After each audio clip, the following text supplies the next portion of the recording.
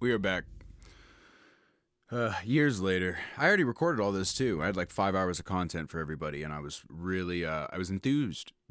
And so I, figured I was like, oh wow, Photo Booth will just take my RME settings and I can just use my iPhone, set up my camera, which is what I have going on again. But iPhone records audio in mono, and I just thought it was taking over the RME settings and the RME mix. It was. Then summing it to mono. So half of my, I don't understand why you guys don't like the sound of this was kind of moot. Like there was good sounds, and I had like a bunch of on the fly stuff like I do, but it was all in mono. Yeah, I should have checked after the first cut. I didn't do my due diligence, but here we are. We're back. A lot has changed. I've moved. I'm building a new studio. It's under construction right now.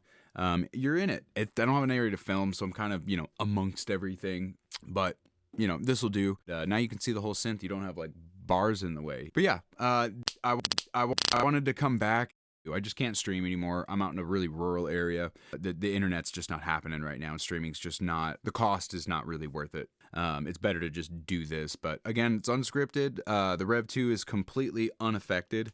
As far as there's no processing on the input. So I just want to be absolutely transparent.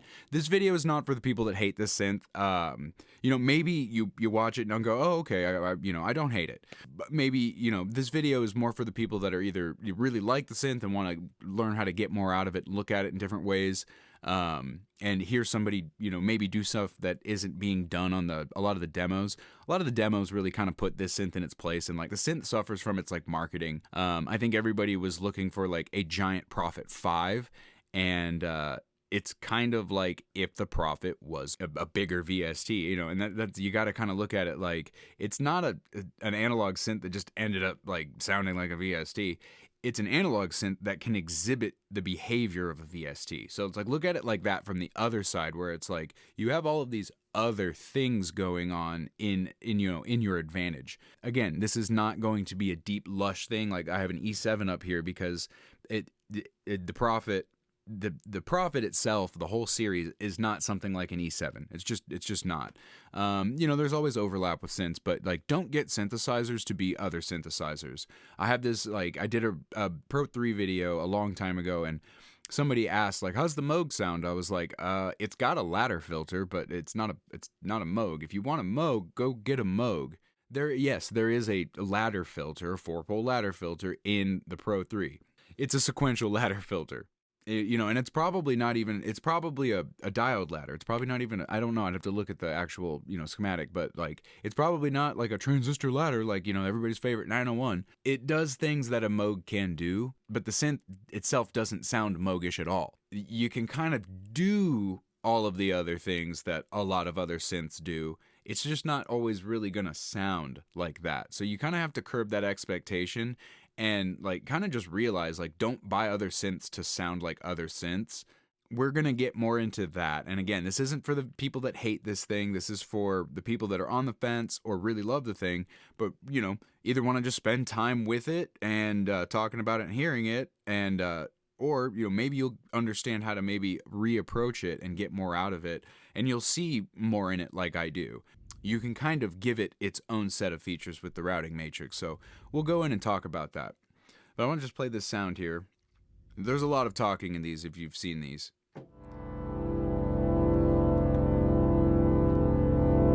So this is one I actually started to do. I made it last night. And I started to make this sound from scratch to show examples of modulation, and it ended up in a stacked sound like this, and it's relatively heavily modulated. It's not crazy, but there's a lot of sources. Let's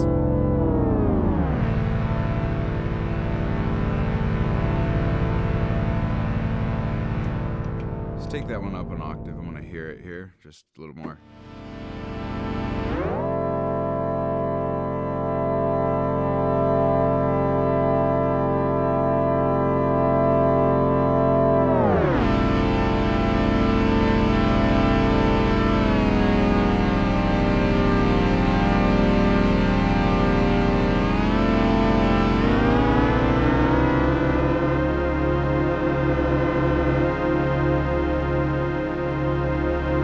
Come on, dude. Obviously, that's a very long, languid kind of shoulders over the waist.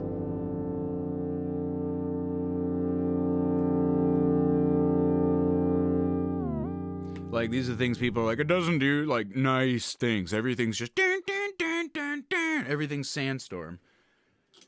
I promise it's not. If you watch the other videos, you'll see a lot of the stuff I tend to do. Yes, the Rev 2's filters are brighter. They're clean. You're not going to push them. So it's like you are going to get that character. You're going to get a little bit more of a bright character out of them. And a lot of people use the saws and the squares. You're going to be bright. I use the triangles a lot. And I shape the saws to like a very, kind of more pulse multi-saw shape. I kind of level all of those things out, and I use the 2-pole a lot more. That gives me a lot more flex, I feel like. And if I want, really bright crystalline things, I usually use the filter as the oscillator. There's a whole lot going on. It's like you kind of have to look at like shaping your sounds and not just looking at it like, well, I got a filter and an amp. Here's my envelopes. We're good. Use your imagination a little bit. And I feel like a lot of the people that do not like this synthesizer just are really kind of stuck in a thought process with a particular format of synthesizers. Like, it plays chords and it's got a lot of keys.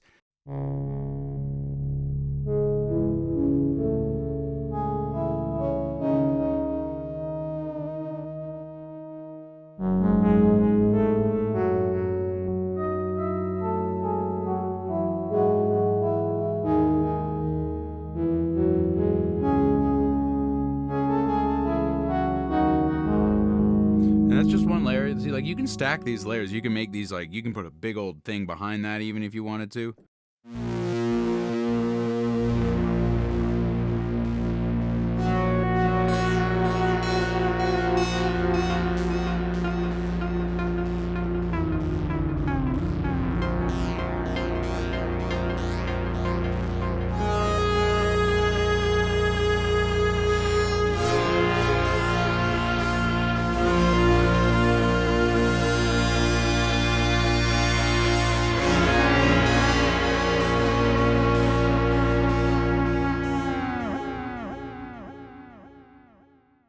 That program volume needs to come down.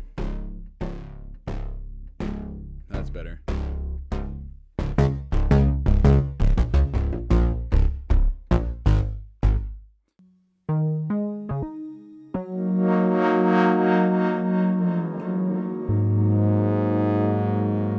These are simple kind of templates.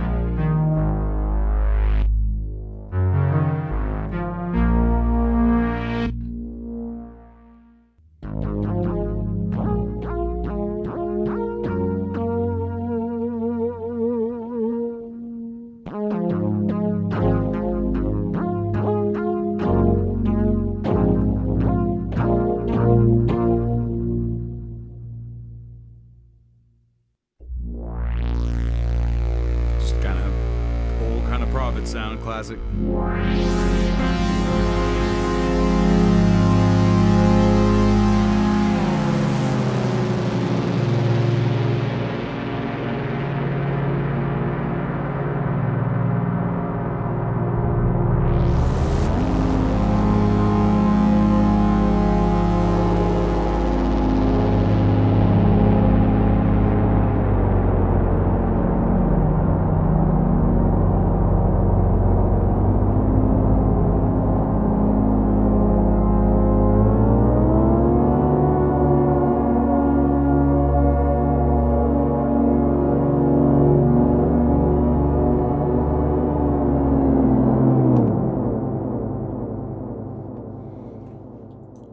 thing's lame. It's lame.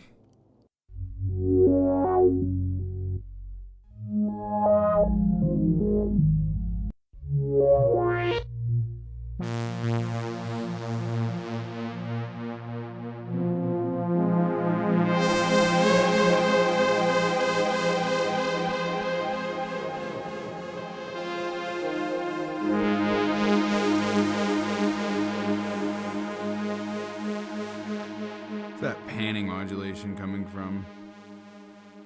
Everything seems like it's pretty hard on the right there. Mod wheel, LFO, all amount. LFO 1 amount, 2, 3 amount. Is that happening on an envelope maybe? LFO 3 frequency. Let's check out. Oh, okay, it's just probably a pan spread's way too high.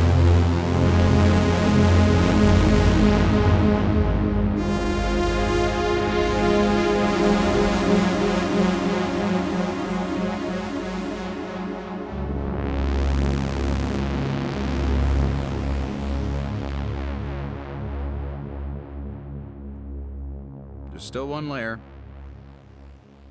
Really long decay on that. Jeez, bud.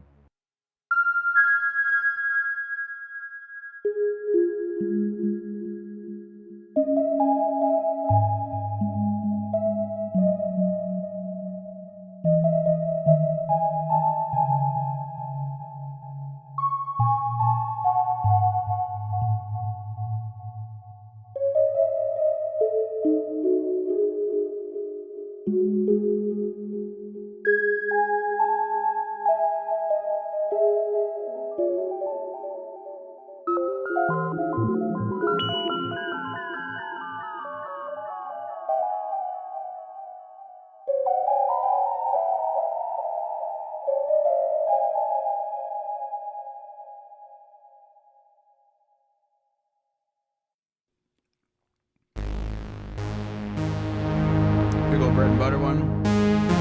It's kind of a template. I don't really name things, as you can see.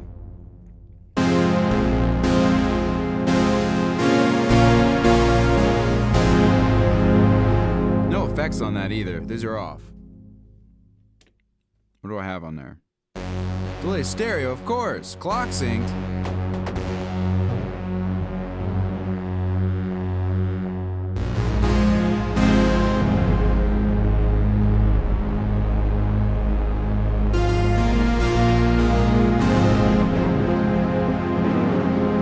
See, like, we'll go through. I'll show you how to actually make the effects a little better.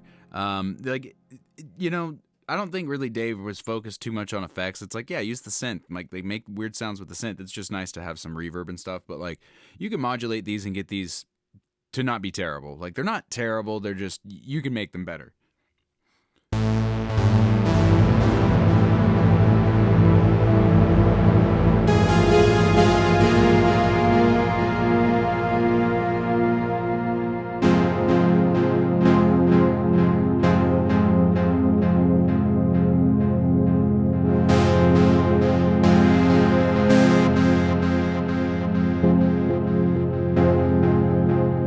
Still, you know, that was too bright for you.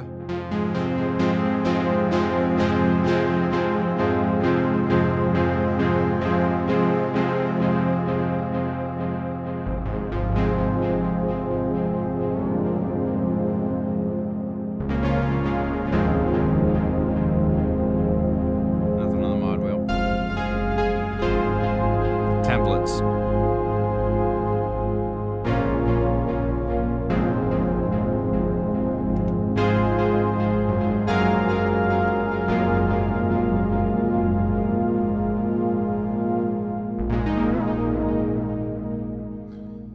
Again, nice, smooth bread and butter that you could add more layer to.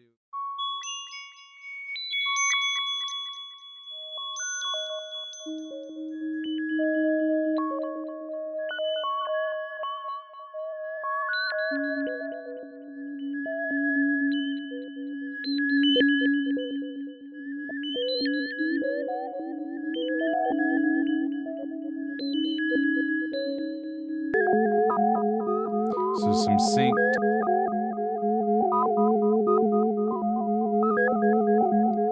Cut off.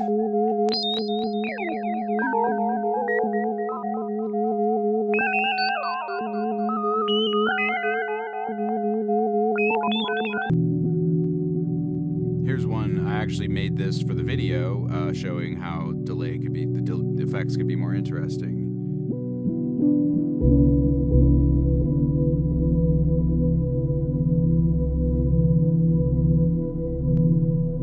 And these are the types of pads I even said in the comment, yeah, it's not gonna specialize in stuff like that. It's clearly like usable.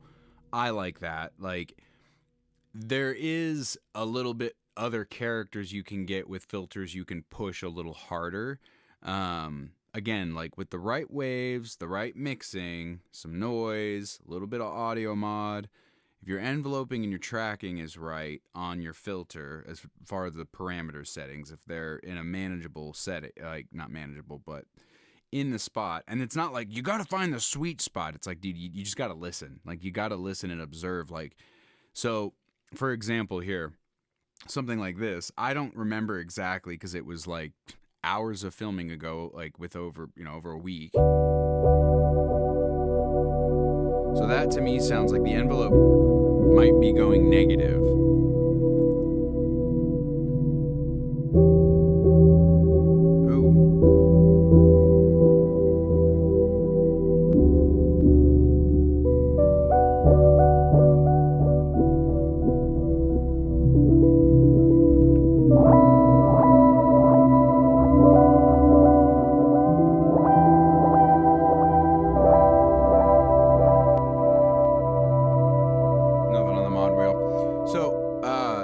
I'm pretty sure I have something. This one, yeah, this one's got some mod slots. And then I'm pretty sure. No, it's not. Wow. So is it only. So that. And then there's got to be. Yeah, okay. So with this one, it's the BBD delay. It's set to 99 on the time, and then the feedback's at 53. Mixes at 69. Little heavy, but whatever. It sounds fine for the example. With this, we have LFO 1. We have LFO. 3 here. It's just a triangle. It's running at its slowest rate, and then it's just at 7 for the amount, and that is modulating the time effects parameter 1 of the delay. And then in the mod matrix, I have note number modulating the frequency of LFO3. So the higher I play, the faster it'll go. It's already at its slowest setting. And then, so that's, where I'm playing is going to modulate certain parameters. And the LFO is not really going to reset. It's just going to like start speeding up. And then I have noise modulating that parameter too. So it's not really even working. I have it set to not work properly. Again, these are the things. This is how you mess stuff up to get it. Hey, loosen up, man. Like, don't sound so much like a computer. And then I also have in here, there's DC offsets, and this is like, well, I don't really understand. I want the LFO to go slower, so I put a DC offset on a negative value here, and now the LFO goes slower than its set value here. Again, like, there's ways to get more out of this thing if you can look at it beyond just what the normal features of a polysynth has on a front panel.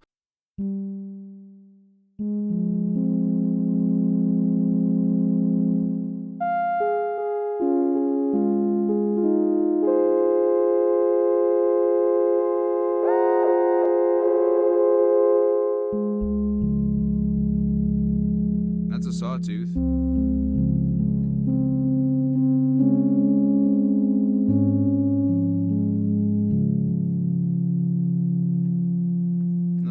This is kind of a template still too.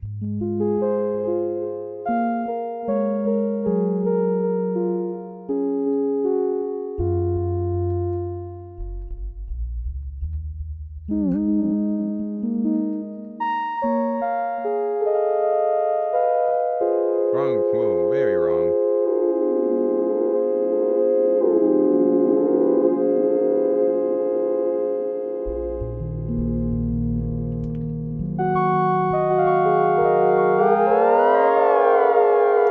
Alright, this is probably a nice one. We can modulate some stuff. We have the modulation matrix is completely empty as well. So again, if you can't get good sounds out of this, even with the mod matrix, like you really, I kicked the mic. You gotta, like, man, look into your heart. Something. I don't want to be that, you know, I think I'm bordering being rude, but man, like, you know, and it's not like, you know, like this synth, it's just like in general, like the principle of it in general. There's layers to it. So here we go. We're going to go effects parameter 2. Oh, look, you can see what I'm doing this time. What do we want? Let's go velocity. Let's try that. Let's see what we can get out of this. Actually, you know what? I think we just have a raw velocity. Yeah, there we go. Effects parameter 1, 2, 1, the time. Hey now. That's not what I wanted.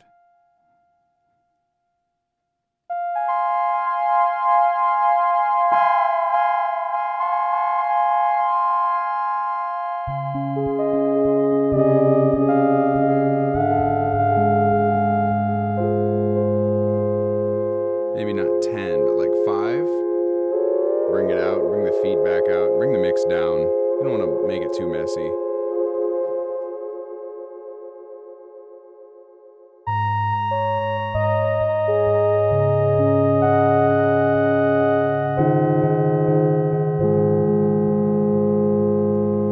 So let's see what our envelopes are at. They seem relatively...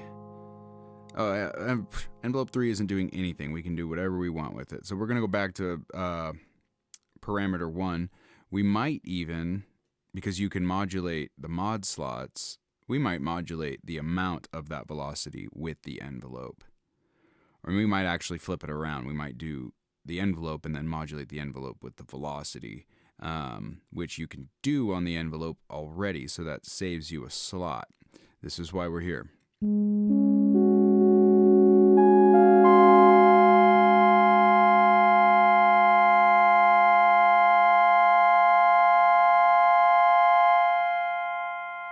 Oh, you know what? We have it routed to velocity, remember? So we have to go back. Because we might even change it.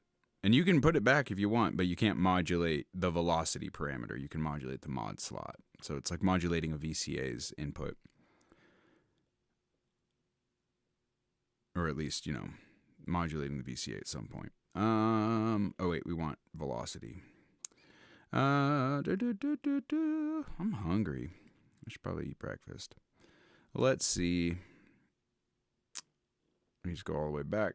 Note number. No, we want velocity, please. And that was that at 6? Is that where we had it at?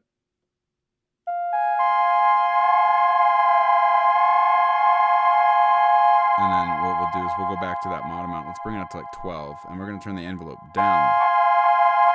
And we're going to make the envelope just super, just kind of slewed.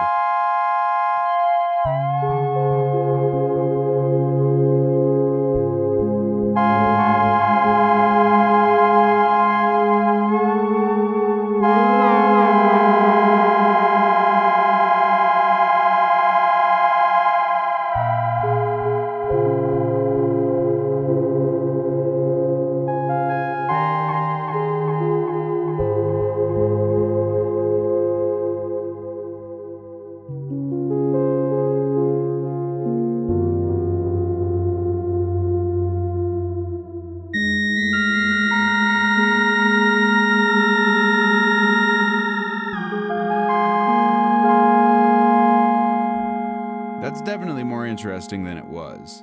It might be a little extreme. So here, we'll go to our mod amount here.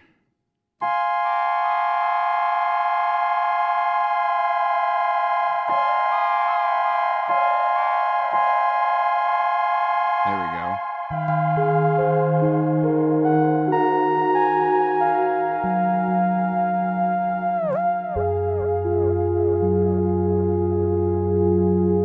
Yeah. Tell me that isn't cool.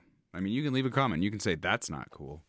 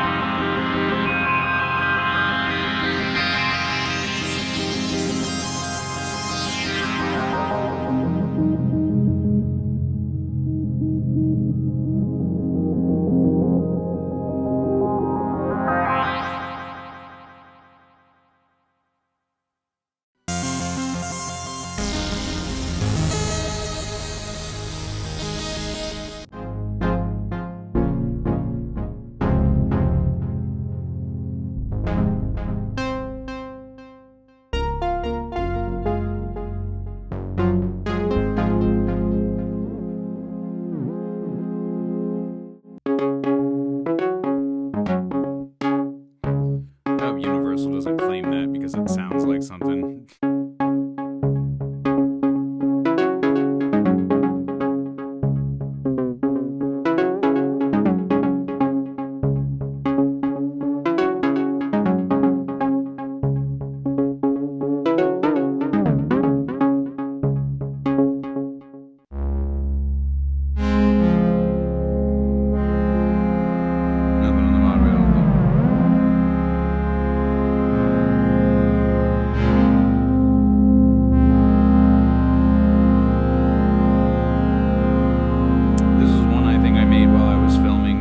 Demonstrate something. I'm not going to try to guess what I was talking about days ago.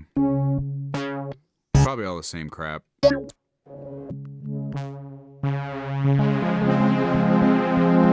kind of, you know, again, buzzy kind of drifty saw pad. Not pad.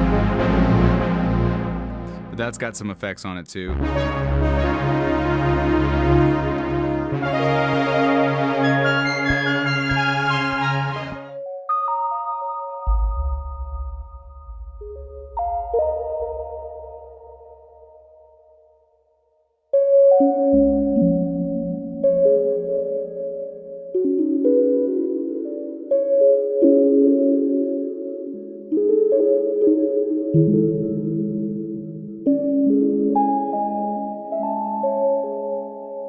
So I think what I did with this one is I actually used it in a song. I put a bunch of redux on it, and it kind of started like, you know, obviously squaring out, like reduxing out, and that, you know, so it's like, again, like, don't necessarily think everything you're using, not just this synth, but everything you're using is kind of limited to what you're doing with it. Also, don't focus on having a pedal after needing a pedal for every single piece of equipment you have. Like, I do most everything processing in the box. If something needs like some bass or like vocals, like an actual instrument or something like that, and we're doing DIs or like mic and a preamp, like drums and stuff obviously get compression and stuff before they hit the console and blah, blah, blah.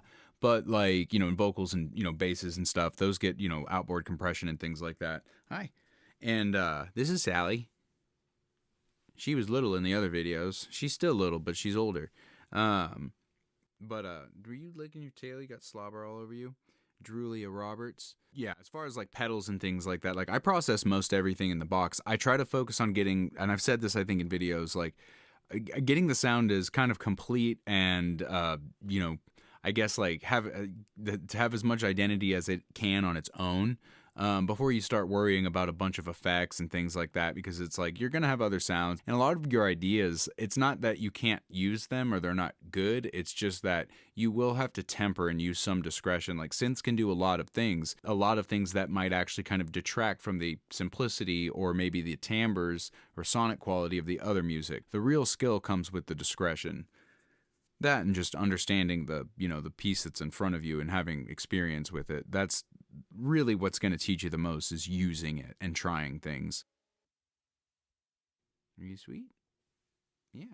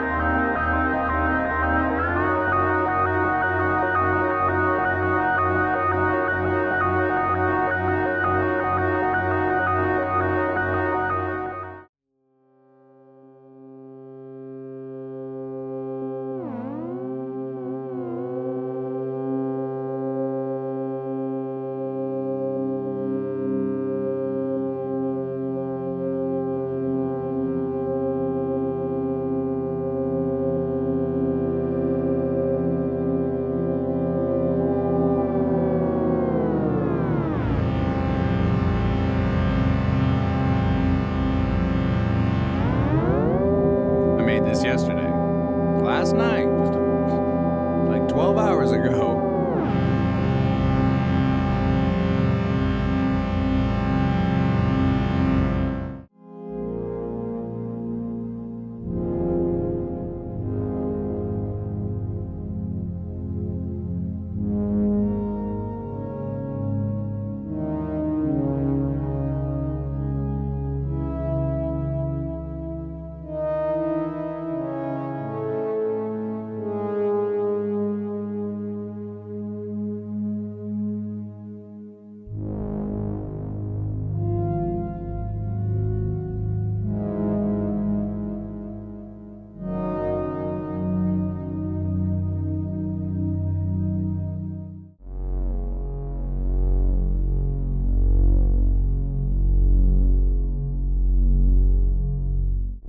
This is just kind of to demonstrate the more classic side that you can approach too. Like, we'll get into some weirdness. Hopefully I've edited this together properly and decent for you. It's not going to be short. Smudgy.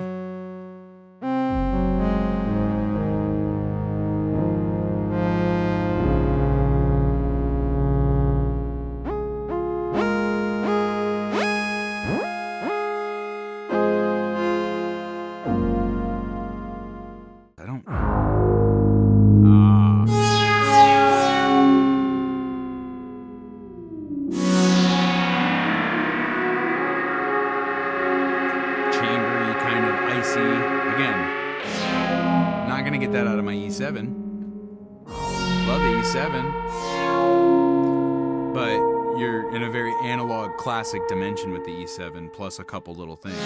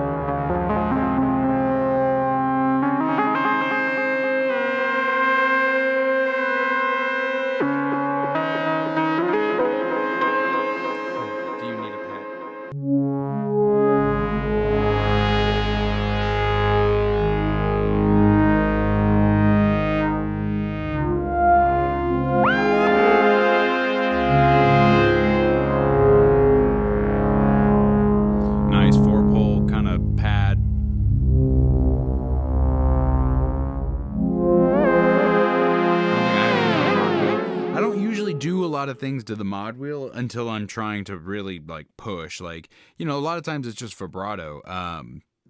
It just depends. Like, and a lot of these are templates too. Like, some of these are, I'm pretty sure this is what I used in the song.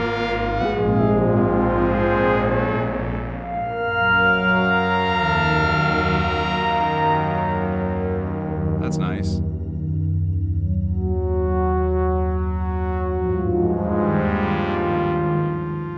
Some keys. There you have it. Like, these are some sounds that I've made that are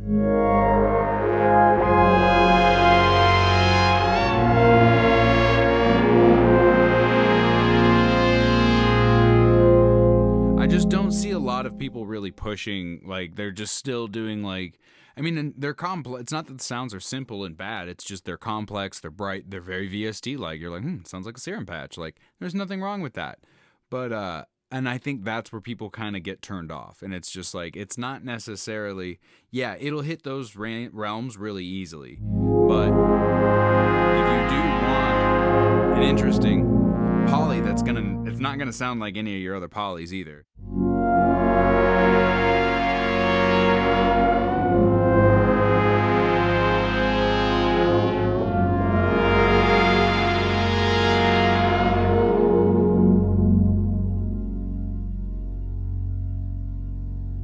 Sustains at 0.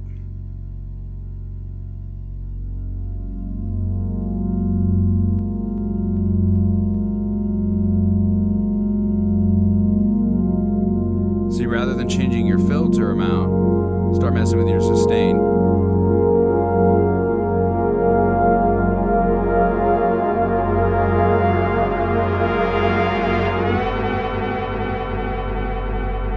Sounds like my filter envelope is controlling the delay as well.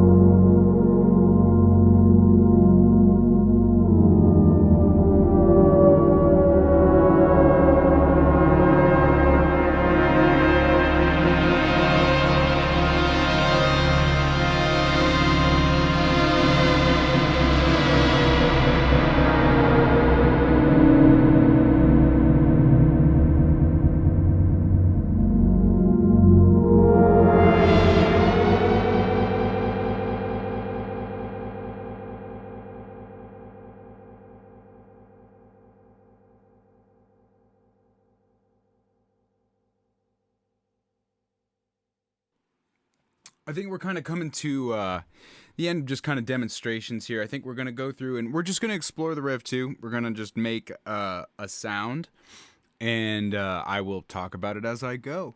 There really isn't anything more poetic or complex than that.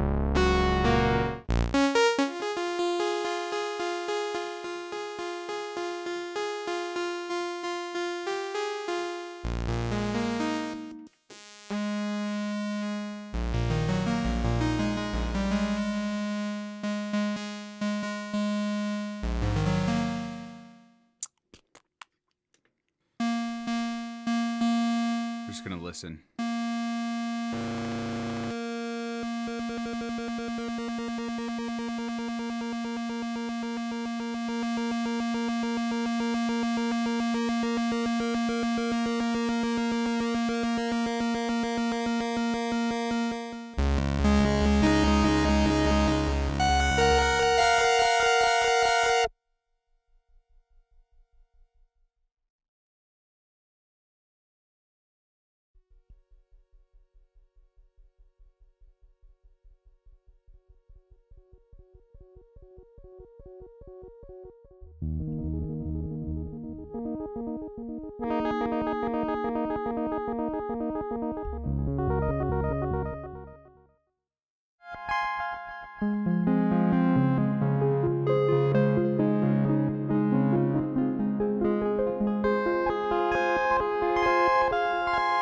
Ooh, look at me crossing my arms. Hey, look at him go. Such an iron ass.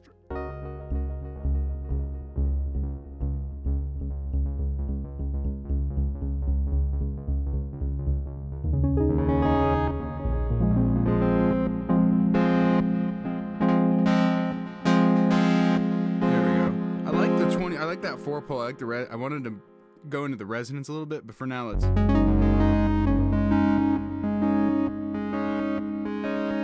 listen.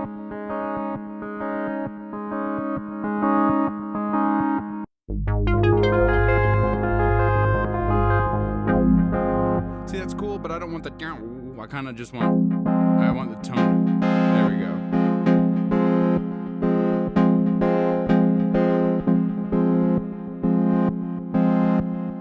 You want to like really scale your cutoff more, use your velocity and your key amount too. That's your key tracking for the filter. So when you do play higher, it'll open the filter up, but you can keep like, and you can set that opposite too. It doesn't have to work that way. This is positive, this is positive, this is bipolar. Well, key amount you can't see. Key amount is positive, audio mod's positive, velocity is positive, envelope amount is bipolar. That goes for all of these. The cool thing about this square, it's unipolar when you put it on things, so you don't get like it goes back to a 0 point. It doesn't go through 0 to like, +3 to negative like 2.1. A lot of LFOs will scale. They don't scale exactly. They might output what they're, supposed to, or very close to what they're supposed to, but then like once they plug into something, you'll get some like offset resistance or something like that, or just some grounding offset, and then your LFO, like now you're not scaling any, you're not, jumping octaves. This can jump octaves really easily, so that's kind of the cool thing. So I think what I want to try here is actually, we're going to bring the octave up and the sub out. Focus a little more on the sub.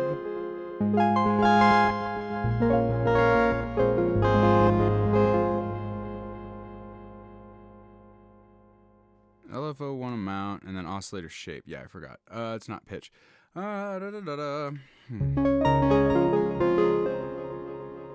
There's something else I want to do. I want to do something with the LFO. Let me see. I don't know really. There's like, I have like 4 things in mind, but it's like I can't think of them, you know what I mean? Oh, I was gonna go down a pitch.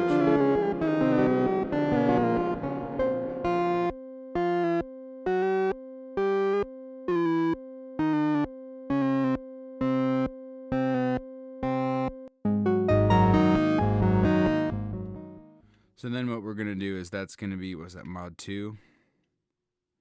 So we're going to mod 2 amount, because I want an envelope on that. I don't really want the oscillator to pitch yet.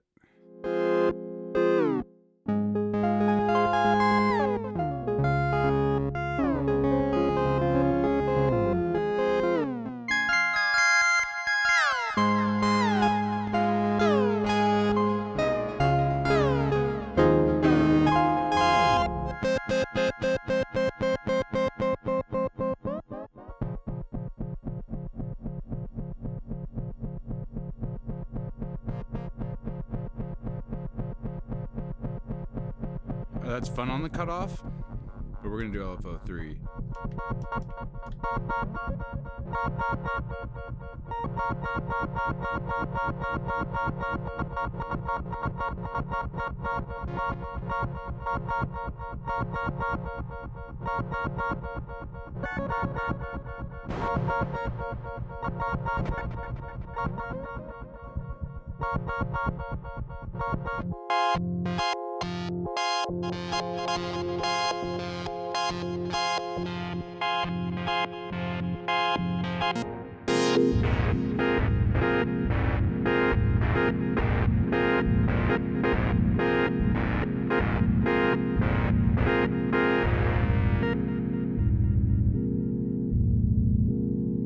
So we might want to clock sync these.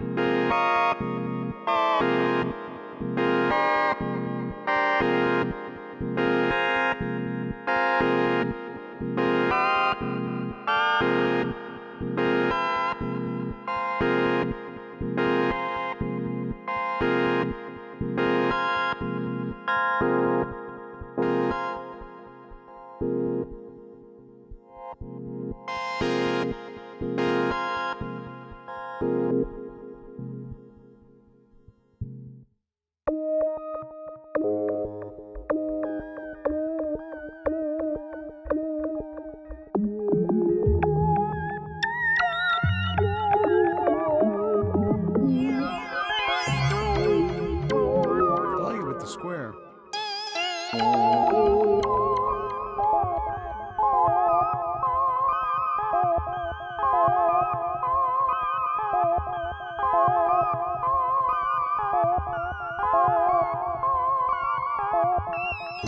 lot of dynamics in this one. We're going to turn the velocity. There we go, down on the envelope. You notice if you start clipping a lot and you're kind of like getting weird volume, you're like, I can't really get the volume set where I want it. You can always gain it up a little bit in the program if you get a good clean recording. But if you turn your envelope amount down and mess with your velocity, you will notice some pretty drastic volume changes as you play and stuff like that. And if it gets out of control, just turn the velocity down, stick with the envelope amount.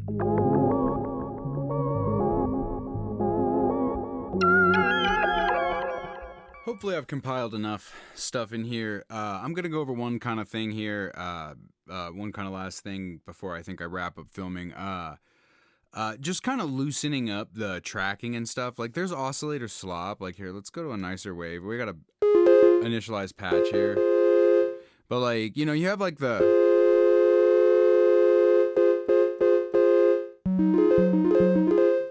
And that's all right. Like that's cool. I'll run that about 10 just to loosen some things up. But there's a thing you can do, and I mentioned this as part of my comment too, and we might have gone over this in the footage, but I want to be a little more specific here.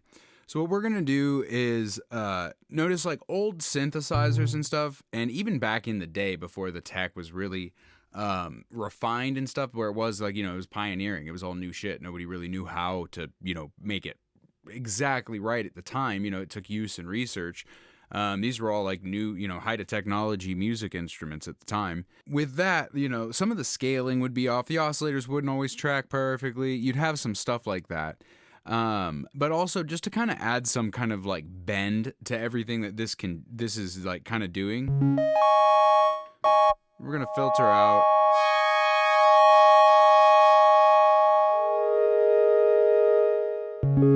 All right. It's fine enough. Can't be too picky. Note number. Now we are going to do oscillator 1 frequency and then go to 2. Right now we don't have both oscillators on, but we're going to do note number. And oscillator 2 frequency. +1, -1. Start there. Now.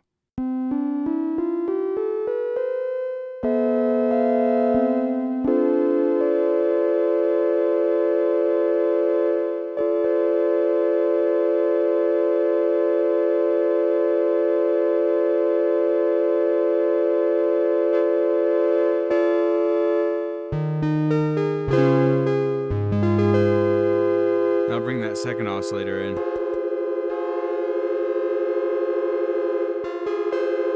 So now you'll notice even on oscillator 1, you'll have to kind of tune your middle, tune the middle octave of the register you're in. Like just start with middle C. You're going to, not everything's going to be in tune anymore. So you have to understand that. But that's what a lot of people are like kind of complaining about. Like that's kind of where, I have a hiccup, kind of where everybody's like, oh, it's sterile. This kind of another way around that.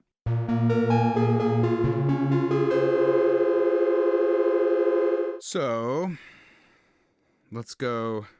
I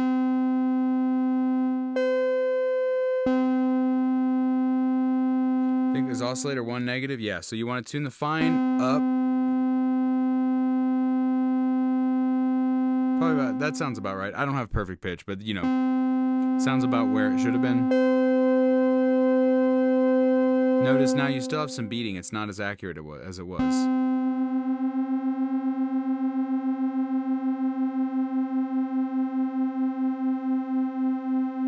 Notice how much more that is.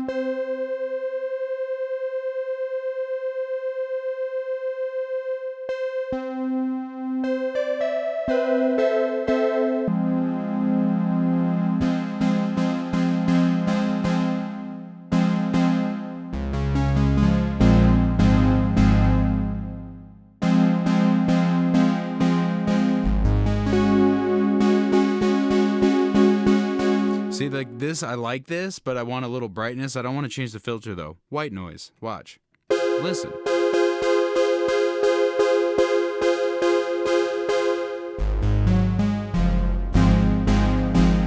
If you don't like that, like the white noise all in there, take this, hold your source button, wiggle your envelope, filter envelope. Hey, go back. And then do your white noise. And then where was it? 34. So probably leave it at about 6, just really low. Just in there a little. Now it's not the whole time.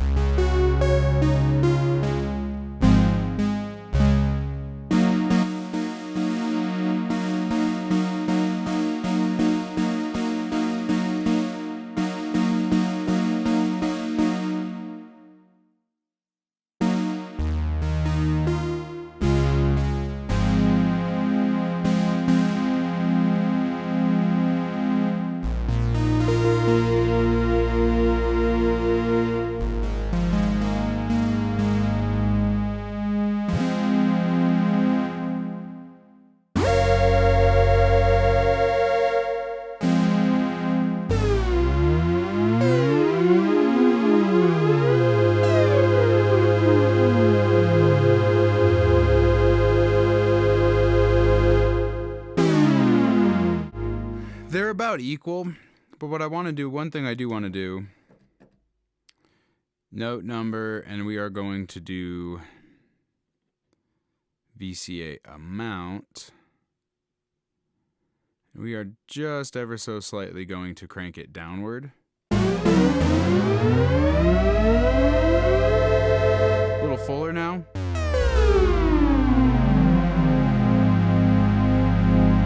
So now what's happening, the lower notes are actually going to give more emphasis to the VCA than the higher notes will. If you don't have the VCA, that's the amplifier, the output, shaping, and stage. Bring that glide out.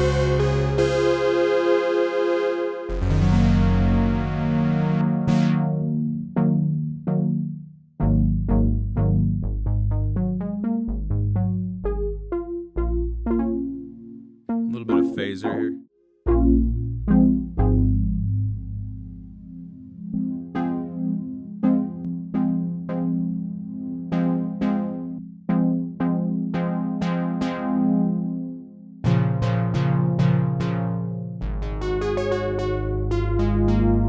So, again, we've gone in, note numbers oscillate on oscillator frequency 1 and 2, respectively, with their own values, and they're scaled. The fine two frequencies scaled so they, play nicer together. So it's not completely out of whack.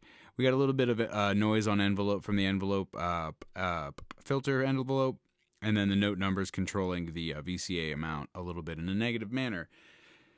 I don't think, do we have, and there's nothing happening on envelope 3.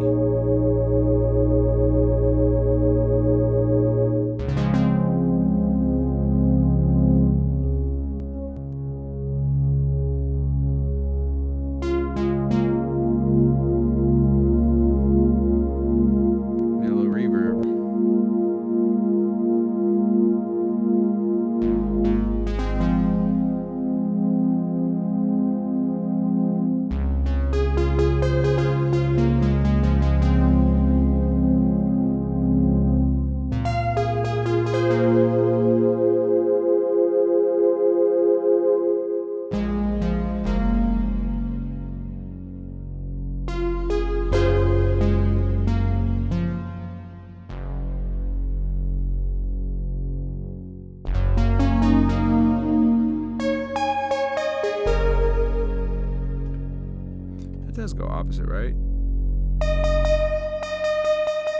Yeah. I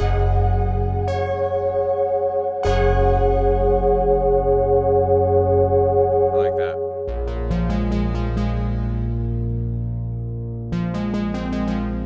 So like a mono. Probably want to go last, not low. Let's not do retrigger. We're going to actually do envelope 3 repeating. We're going to do unison detune.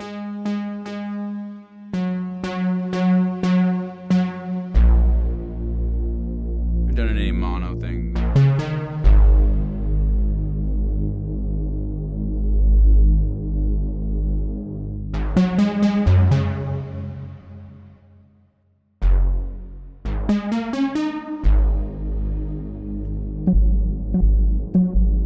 See, no retrigger. It'll play the note, but it's not going to trigger the filter or the envelope stages. The envelope stages. Envelope stages.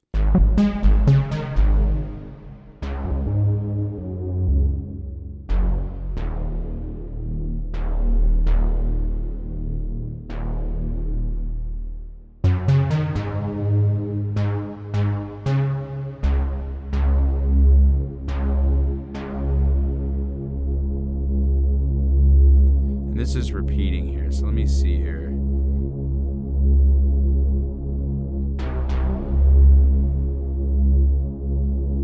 So like turn the oscillators off.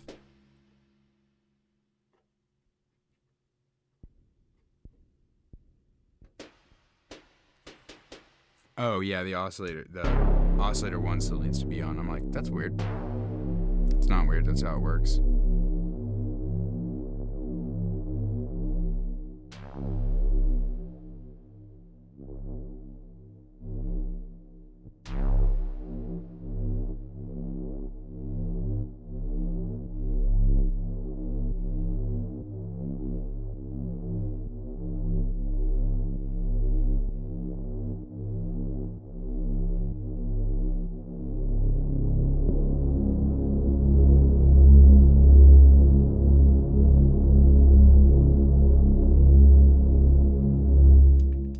LFOs aren't even doing anything. See, like everybody puts, people. I mean, I did it too. I speak out of experience. This isn't like, I'm not trying to rag on anybody. I'm not even using LFOs yet.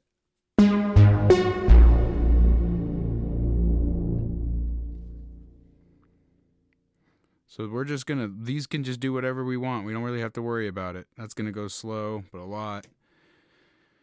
And then that's gonna go slow, because what are you at? 12, and then you're at 20 something? Cool. And that's gonna be oscillator 2 shape. This is, 1 shape, and then you're gonna be 49. Sure, whatever. It doesn't really matter. Like, we have 2 more to mess with, and then we have still the routing matrix if we need them for something else.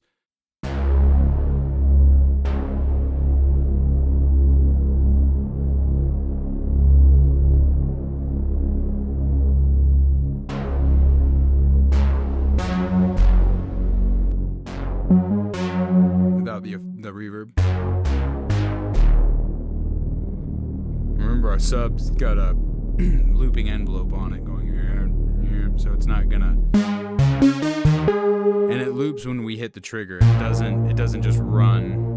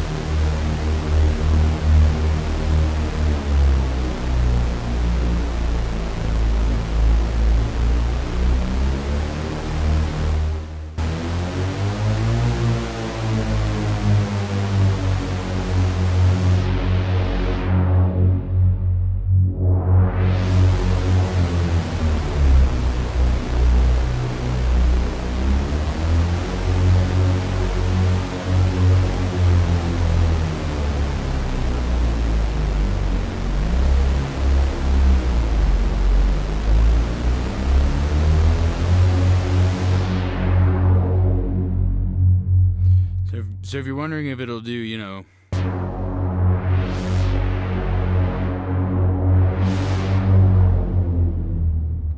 kind of hoovery, analog hoovers in a way, a little bit.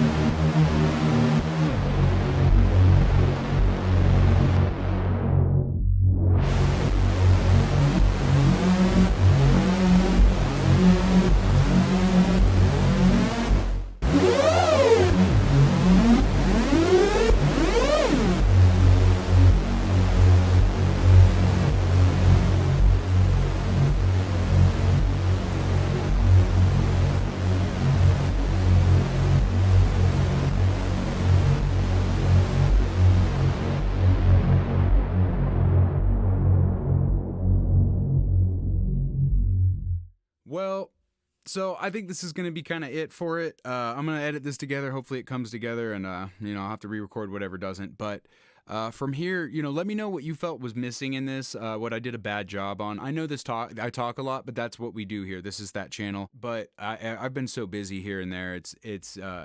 This channel's kind of fallen off. It never really was big to begin with, but I have seen the 2 instructional videos I put up, which I'm going to redo the manual one. That one's just really sloppy. Those have really good responses. So this is, again, kind of like that stream. I'm in a very rural area. Again, I don't have fast internet, so I have to kind of do this, but it's unscripted. Again, the Rev 2 is completely unprocessed. I have a very slight EQ just to cut a little low end rumble to eliminate noise from YouTube on the master bus, and my voice has processing obviously, but the synth there's no effects on the synthesizer. All you're hearing is the direct synth right into the interfaces recorded into Logic. That's it. I'm not trying to get one over on you, and I'm not trying to convince the people. Again, this is not for the people that hate it. If you hate it, you've decided you don't like it. If you've owned it and didn't like it, you owned it and you didn't like it. This is for the people that might own it and really want to like it, but are still scratching their head with it because they kind of run into the same corners with it, and they're just like, I end up doing the same shit. And I just wanted to maybe show people another side of it. There's synthesizers that, I have friends that just adore it. And I'm just like, dude, it's not that I hate that thing, but I've owned synths that I absolutely hate. So, I get it.